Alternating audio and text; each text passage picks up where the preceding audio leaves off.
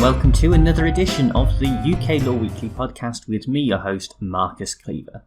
This week we're going to be looking at the case of Gilham and Ministry of Justice, and the citation for this case, 2019 UKSC 44.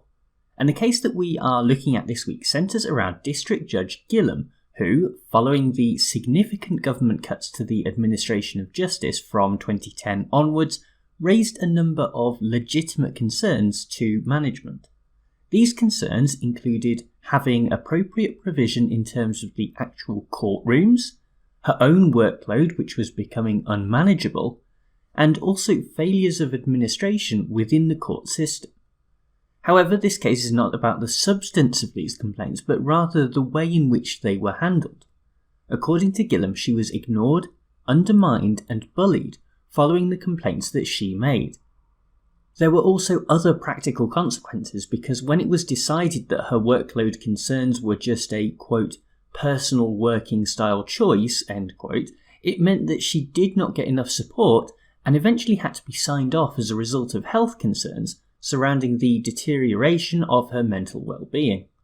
In the end, there was a two-part claim submitted to the Employment Tribunal, and both of these claims depended upon Gilham being recognised as a worker for the purposes of Section 230, subsection 3 of the Employment Rights Act 1996. Now, under that particular subsection, there are two options for the definition of a worker. Under the so-called Lim A person is a worker if they have entered into or work under a contract of employment. Meanwhile, under Lim B, which is the main sticking point in this case, a person is a worker if they enter into or work under a contract where they, quote, perform personally any work or services for another party to the contract whose status is not by virtue of the contract that of a client or customer of any profession or business undertaking carried on by the individual, end quote. In other words, if you have a contract for someone to do some work on your house, then they are not a worker with respect to you because you are a customer, but other types of work under a contract do make someone a worker. Back to Gilham's two-part claim itself, and the first part is proceeding without any problems whatsoever because it is derived from EU law, under which it is accepted that she is a worker. Unfortunately, the second part of her claim only derives from Part 4A of the Employment Rights Act, and the Employment Tribunal found that under UK law, she was not a worker for the purposes of her whistleblowing claim against the Ministry of Justice. That decision also had human rights implications as it meant that there was no protection against the infringement of her right to freedom of expression. Gilham's appeals to both the Employment Appeal Tribunal and the Court of Appeal were unsuccessful, and so her case went to the Supreme Court, which is where we pick it up. The question that the justices started with is whether Gilham is a Lim B worker under the 1996 Act, or if she is simply a person in Crown employment. As a judge, she does hold a statutory office, but that does not necessarily mean that there is a contract between the parties. Instead, it is necessary to look at the intention of the parties, and this is done by having regard to a range of factors, including how Gilham was engaged in the first place, what the rules and code of conduct was once she was engaged, and also the overall context of the situation. For those of you who have studied employment law in the past, this will be very familiar as it is pretty much the standard approach by the courts. What makes this case somewhat unique is the fact that the relationship between the parties does not come from negotiations, but instead from statute. The Supreme Court drew a couple of points from this fact. Firstly, it means that it is very difficult to actually identify some sort of actual employer. And secondly, if we were to assume that Gilham's ultimate employer is the Secretary of State for Justice, then the constitutional principle of the separation of powers mitigates against the idea that there should be a contract between a member of the executive branch and a member of the judicial branch. On the other hand, Gilham couldn't really be said to be in Crown employment either. It is not like judges are traditional civil servants who work in and around Westminster helping out government departments. Their aim within their role is to further the administration of justice in line with the oath of office that they take when becoming a judge, rather than simply aiding the Lord Chief Justice. Clearly the contract situations and whether Gilham was a worker or not was still a little bit up in the air, so Lady Hale, in her lead judgment, moved on to the human rights questions that were raised in this case. The allegations of failing to take complaints seriously enough alongside the supposed bullying and victimisation would represent an interference with the right to freedom of expression and free speech under Article 10 of the European Convention on Human Rights.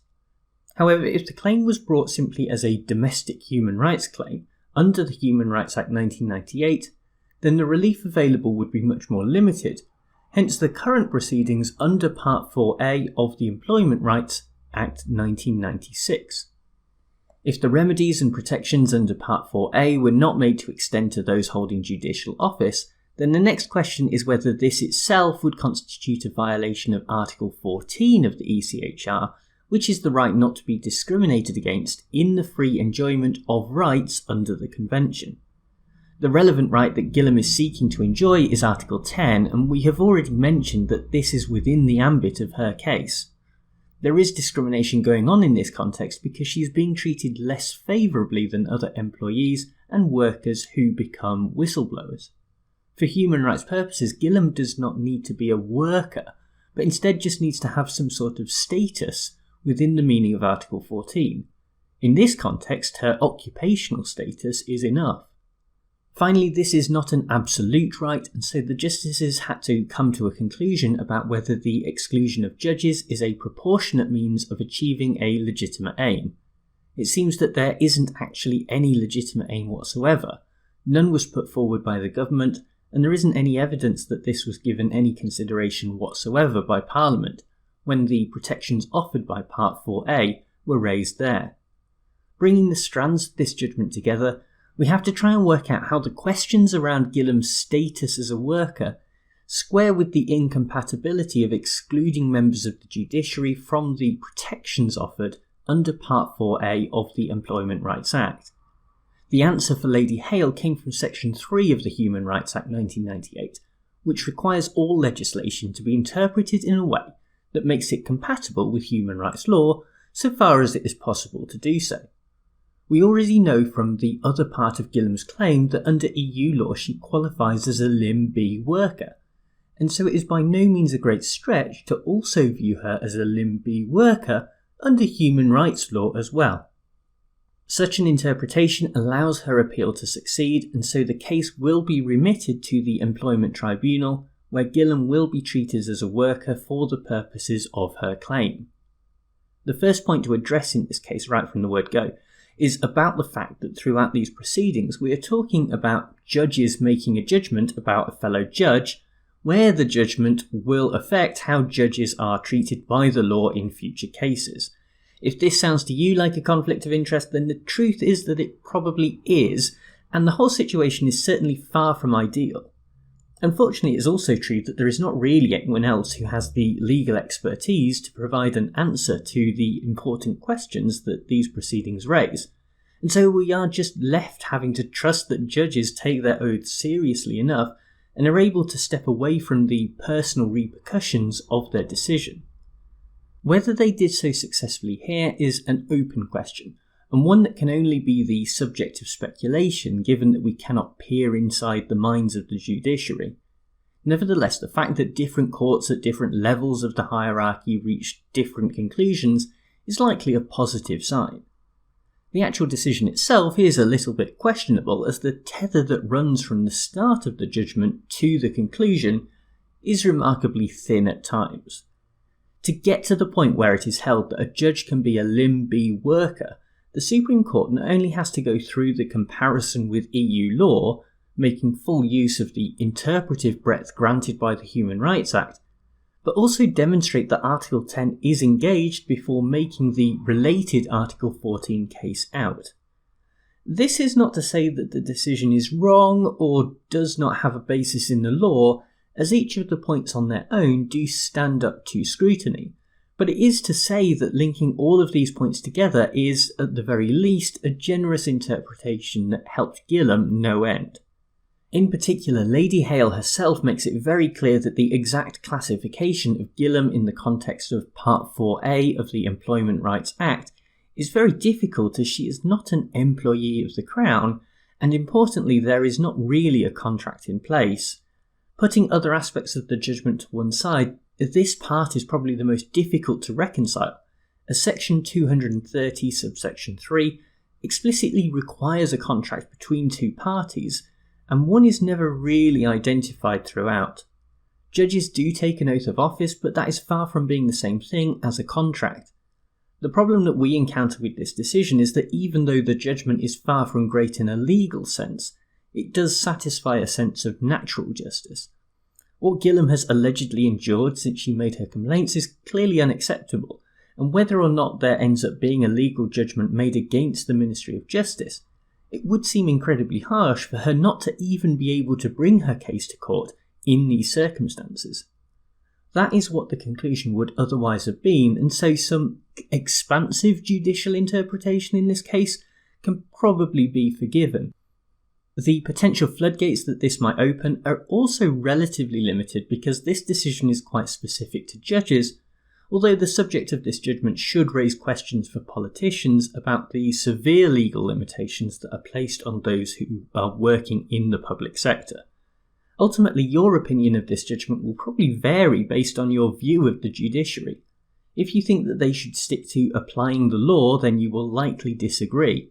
If you think that they are entitled to the same protections in their job as everyone else, then you might be more tempted to turn a blind eye to this outlier. Well, thank you very much for tuning into this episode of the UK Law Weekly podcast, and thanks as ever to bensound.com who provides the theme music. I would like to say an especial thanks to Mustafa and Kima, who both left 5-star reviews of the podcast on Apple Podcasts. That is always very much appreciated. As I always say, it helps to get the podcast recognition out there and puts us amongst the big boys. A little bit of behind the scenes from the podcast world is that a lot of the podcasts will pay to get their podcast promoted and get it higher up the rankings.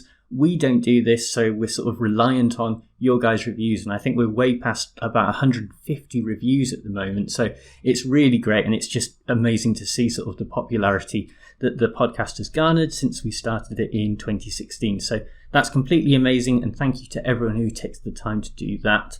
I'll be back with another case next week, but for now, bye!